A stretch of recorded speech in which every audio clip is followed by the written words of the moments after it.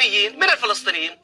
طيب بما انه عنده حسن نصر الله وحزب الله كل هذه القوة وكل هذا الجبروت وكل هذا، لماذا؟ هذا سؤاله مش سؤالي، انا ما لي علاقة. ماشي. قال في 2009 عندما أطلقت صواريخ من داخل لبنان على شمال إسرائيل، قام حزب الله بقيادة حسن نصر الله ووصف الصواريخ التي أطلقت على إسرائيل بالصواريخ المشبوهة. مش كلامي، كلامه. السؤال الآخر، نصر الله يقول الآن هذه المنطقة ستحررها أو سيحررها الأسود والأبطال.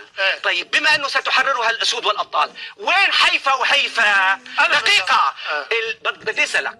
والسؤال الآخر اللي سألوني يا السوريين كثير، كيف تريد منا أن نصدقك يا حسن نصر الله إذا كان جنودك يقتلون السوريين في حمص وجاي تقول لي بدي دافع عن فلسطين؟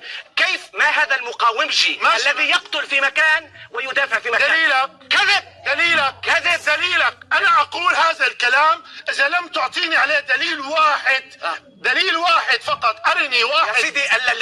دقيقة. الذين يطلبون دليلا على مشاركة حزب الله في قتل السوريين كالذين يطلبون انه هل الشمس تشرق من الشرق؟ لا دقيقة يا زلمة يا اخي خليني اعطيك صورة. طول بالك. انت تتحدث عن رجل قاتل اسرائيل واطلق صواريخ. طيب اين صواريخه الان؟ طول بالك. قد ستحترق.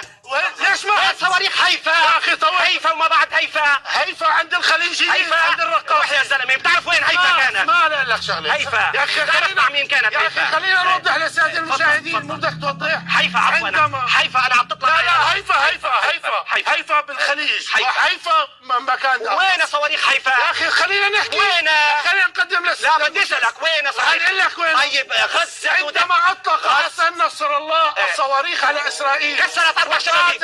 4 شبابيك كسرت يا زلمه. يا رجل اتق الله يا رجل. شو اسمه؟ 33 يوم حزب الله.